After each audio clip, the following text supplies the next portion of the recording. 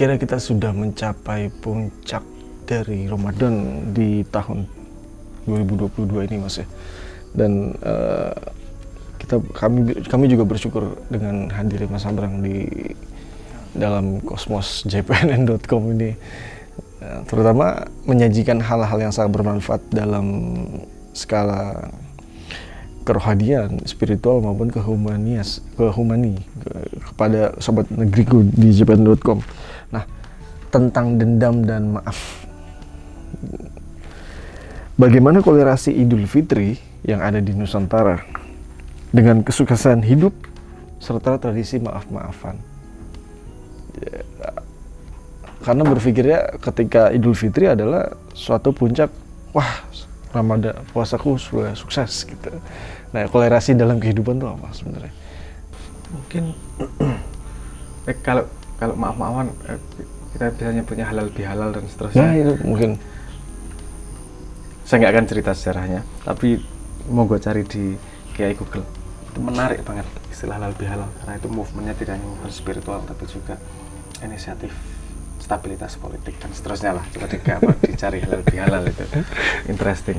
Mosok anak zaman sekarang Google nggak bisa gampang tau gitu. Tapi mungkin maaf-maafan itu berhubungan dengan konsep Idul Fitri juga. Kembali ke Fitri tuh, harapannya kan konsepnya kan kembali ke nol tuh. Nolnya salah satunya adalah nol dengan orang lain juga. Salah satu yang biasa disebutnya kosong-kosong ya, kan gitu kan. Ayo mau, jadi nggak ada dendam di antara kita, jadi halus semua. Bagus, no problem at all menurutku, karena kita kita bisa mengendarai culture untuk untuk menunggangi gengsi. Kan ada pintu itu kemudian maaf-maafan yang tadinya gengsi, karena alasan culture ini maaf-maafan terus jadi beneran termaafkan. Seperti cerita yang membohongi ada orang yang itu pengen minta maaf loh, sini juga pengen minta maaf loh, padahal nggak dua-duanya, terus akhirnya minta maaf beneran misalnya gitu. Apakah dia dosa? Mungkin dia dosa, tapi dia berani nanggung itu demi yang menurut dia sesuatu lebih besar. Kita ngomong soal resiko itu tadi. Tapi kembali ke itu tadi, ada kesempatan sosial di mana kita bisa bermaaf-maafan. Itu menurut saya juga penemuan yang oke, menarik juga, interesting. Mungkin akarnya kembali lagi pada konsep fitri itu tadi. Kembali ke nol itu, harapannya kan seperti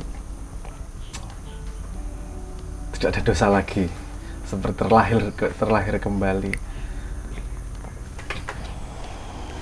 Itu konsep yang sangat menarik sebenarnya, yang mungkin kalau tidak ditempelkan pada culture, pada waktu, kita seringkali lupa mungkin. Padahal kalau Jawa ada mati sajroning urip, ada konsep bagaimana kita terlahir kembali. Karena sepemahaman saya, manusia itu kan evolving terus, yang kemarin ditinggal, banyak dead weight, banyak kulit kayu kering yang memang harus kita bersihkan, dan itu berat. Karena kadang-kadang kita merasa tergantung, kita merasa diri kita adalah salah satunya adalah kulit kayu itu. Egonya harus dihancurkan, konsep-konsep yang kita percayai ada yang lebih baru lagi dan seterusnya. Itu hal yang sangat tidak mudah. Makanya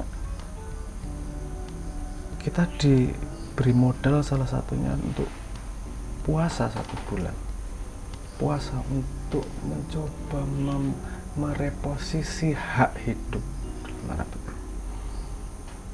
Kalau makan minum kan hak, coba kalau kita menahan itu sedikit. Coba kalau kita memberi batas pada hal-hal yang biasanya tidak ada batasnya. Harapannya itu kan itu disertai dengan kontemplasi. Siang hari itu memberi pengalaman bahwa mesinnya itu bisa beda loh untuk hidup. Tidak harus urusan makan minum. Saya kasih contoh. Ketika orang puasa, orang kan masih bekerja nih. Kalau dia badannya sangat lemas dan dia harus tetap bekerja, tukang becak misalnya, atau pekerjaan berat lainnya, ya mungkin yang kantor juga berat ya, saya nggak ngomong, mungkin berat juga. Kasar kali ya. Kenapa mesin apa yang kita lakukan, apa yang kita temukan untuk bisa tetap melakukan itu? Karena mesin nafsu ditahan semua.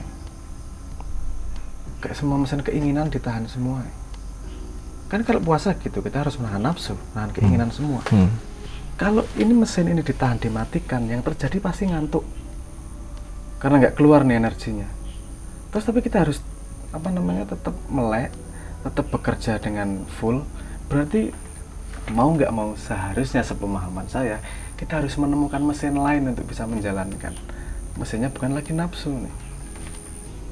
Mesinnya yang lain menurut saya adalah mesin yang harus disebut sebagai mesin tanggung jawab. Kita melakukan sesuatu bukan karena nafsu keinginan, tapi karena tanggung jawab harus memang melakukan.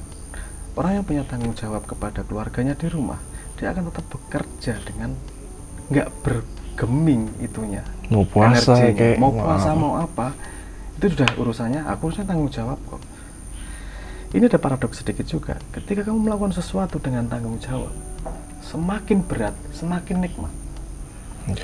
Karena kita paham bahwa kita melakukan ini demi tanggung jawab, karena being keberadaanku bukanlah kendaraan nafsu. Keberadaanku adalah ekspresi dari tanggung jawab. Dan Tuhan adalah bertanggung jawab kepada manusia. Kita bisa menjadi alur dari tanggung jawab tersebut. Betapa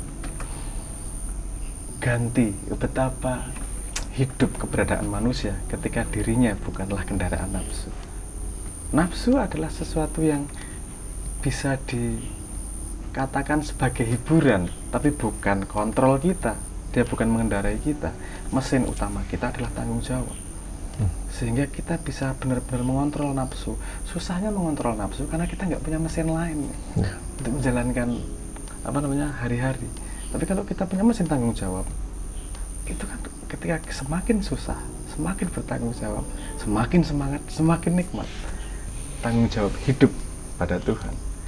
Dan menurut saya salah satu posisi fitri, posisi awal adalah kenapa bayi ketika lahir kemudian dia terus mau hidup dan semangatnya kayak gitu, itu adalah tanggung jawab hidup yang si bayi tidak sadari. Ketika dewasa kita kemudian sadar bahwa hidup itu urusan tanggung jawab yang kita pilih sendiri tanggung jawabnya mana. Jadi bukan nafsunya kemudian dihilang. Menekan nafsu itu dalam rangka untuk kita menemukan mesin yang baru ini. Kalau mesin tanggung jawab hidup sudah dipegang, fitrilah kita sebagai manusia. Dan tanggung jawab salah satu sebagai manusia adalah memberi ruang maaf kepada orang lain sebelum Tuhan memberi ruang maaf kepadanya. Itu tanggung jawab yang mulia menjadi manusia. Jadi ya semoga pada hari Idul Fitri ini kita bisa menemukan mesin lain selain ambisi, nafsu, dan seterusnya. Tapi mesin tanggung jawab sebagai manusia untuk bisa menghargai kehidupan kita dan kehidupan orang lain.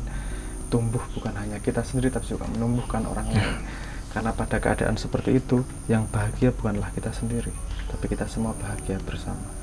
Dan menurut saya, Islam mendorong itu, bukan mendorong nafsu, tapi mendorong tanggung jawab sebagai hadiah yang diberikan oleh Tuhan.